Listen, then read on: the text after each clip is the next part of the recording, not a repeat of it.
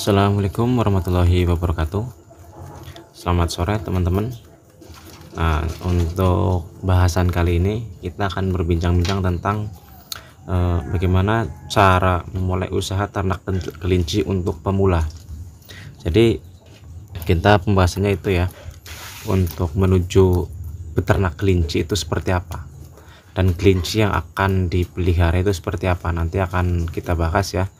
Dan untuk teman-teman ya, sebelumnya untuk teman-teman yang baru gabung ataupun belum subscribe, saya mohon subscribe terlebih dahulu supaya bisa membantu channel ini berkembang lebih baik lagi, dan saya bisa lebih semangat dalam membuat konten-konten yang menarik tentang dunia peternakan, khususnya di perkelincian.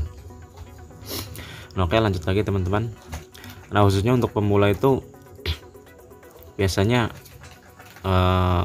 gampang-gampang susah dalam menjalani usaha beternak kelinci ya, terutama bagi pemula yang gampang tergiur ya, terutama itu yang gampang tergiur dengan nominal, yang gampang tergiur dengan keberhasilan orang tanpa melihat kita mampu atau tidak.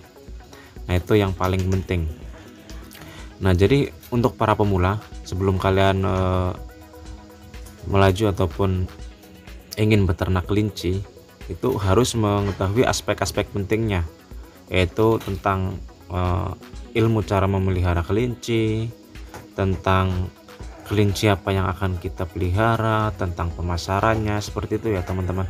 Jadi untuk ilmu-ilmu yang digunakan dalam ataupun diterapkan dalam usaha ataupun budidaya kelinci itu sedikit demi sedikit saya share ya, sedikit demi sedikit saya sampaikan ke teman-teman. Jadi tidak bisa banyak langsung, itu tidak, tapi sedikit demi sedikit supaya apa yang saya sampaikan itu bisa teman-teman serap ataupun bisa teman-teman pahami. Nah, itu untuk ilmu dalam beternak kelinci. Terus untuk kelinci apa yang akan kita pelihara, nah itu penting juga teman-teman, itu nanti arahnya itu ke pemasaran. Nah, dan pemasaran itu adalah bagian inti yang harus kalian pahami. Jadi dalam beternak kelinci itu ada dua jenis ya, sudah pernah saya sampaikan di video sebelumnya, itu ada dua jenis. Kalian mau pilih pelihara kelinci hias ataupun kalian mau pilih pelihara kelinci pedaging. Nah, tapi nanti satu ataupun muaranya untuk kelinci hias sendiri, kalaupun sudah tidak bisa ataupun sudah expired ya, sudah turun masa efektifnya untuk dijadikan indukan, itu nanti akan larinya ke pedaging. Nah, itu salah satunya. Jadi kalian pilih antara kelinci hias ataupun kelinci pedaging, itu penting teman-teman, penting untuk para pemula. Nah, untuk saran saya sendiri, kalian cari ataupun cari informasi di sekitar kalian ya, pasar kelinci itu yang bagus itu yang hias ataupun yang pedaging, itu kalian harus cari informasi dulu, gali informasi sebanyak-banyaknya sambil kalian belajar tentang cara memelihara kelinci. Tapi tanpa kalian harus membeli kelinci dulu, itu tanpa ya, karena kalian harus menyurvei dulu untuk dijadikan kelinci pedaging ataupun kelinci hias, itu beda, nanti beda jalur dalam penjualan. Nah, itu penting teman-teman. Nah, untuk contoh kelinci hias sendiri teman-teman, kelinci hias sendiri itu harganya mahal, itu untuk cara itunya ya teman-teman ya, untuk pengetahuan aja, sedikit pengetahuan, tapi jangan sampai kalian tergiur. Untuk kelinci hias sendiri itu harganya mahal teman-teman, seperti Holland Loop ya, Angora, itu harganya mahal. Bisa misalkan contoh satu indukan beranak 5 misalkan, satu anak itu di harga untuk sapian misalkan sekitar 200-300, itu misalkan, itu malah harga rendah, biasanya malah di atas kisaran 400 ya, itu satu anak. Nah, contoh 300 saja, 300 beranak 5, kalian bisa dikalkulasi ya, untuk sapian 3 kali 5 15, berarti satu periode beranak itu satu indukan sekitar 1.500.000, itu untuk kelinci hias. Nah, beda dengan kelinci pedaging. Kalau kelinci pedaging sendiri itu jualnya per kilo teman-teman, per kilo itu kisaran 30.000 sampai 40.000. Jadi bisa dijual itu minimal dengan umur sekitar 3 bulan ke atas dengan minimal bobot sekitar 2 kilo. Nah itu baru bisa dijual. Nah bisa dikalkulasi misalkan kayak satu induk kelinci pedaging beranak 5 dengan bobot rata-rata 2 kilo, 5 kali 2 itu 10 kilo, 10 kilo dikalikan misalkan kasarannya 35.000, itu berapa ya kan, 10 kilo kali 35.000 ya paling kisaran 350. Nah itu untuk kelinci pedaging. Nah tapi ada tapinya teman-teman, kelinci hias itu harganya mahal, tapi itu untuk orang-orang yang suka ataupun senang mengoleksi kelinci-kelinci yang bagus-bagus ya, itu untuk kelinci hias sendiri. Dan kelinci hias juga punya kelemahan teman-teman, walaupun harganya mahal tapi punya kelemahan. Nah kelemahannya apa? Kelemahannya itu orang jarang yang beli ya, orang jarang yang beli karena sekalipun orang beli satu pasang, misalkan kalian jual satu pasang, terus satu pasang itu berkembang biak di orang yang membeli di tempat kalian. Nah berkembang biak banyak. Nah orang itu tidak beli lagi ke kita. Kenapa? Karena kelincinya beranak pinak. Beda lagi dengan kelinci pedaging.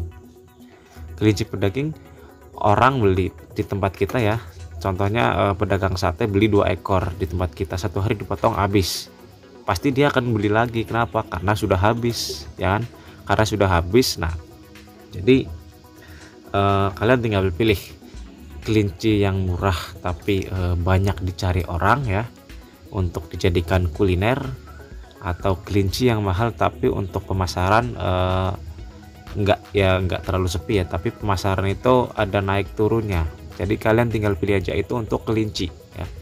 Jadi nanti misalkan kayak kalian sudah bisa mengetahui ataupun cara pemasarannya, kalian bisa menentukan antara kelinci hias ataupun kelinci pedaging. Nah itu cara beternak kelinci untuk para pemula teman-teman. Jangan asal kalian beli kelinci hias misalkan, tapi kalian tidak tahu cara penjualannya, tidak tahu harganya. Nah itu akan repot di kalian sendiri, bisa-bisa kalian rugi walaupun nanti harganya mahal. Nah walaupun kelinci pedaging juga ya, sekalipun kalau di tempat kalian itu rata-rata ramainya di kelinci hias, kalian pelihara kelinci pedaging, nanti kalian akan susah menjual kelinci pedagingnya.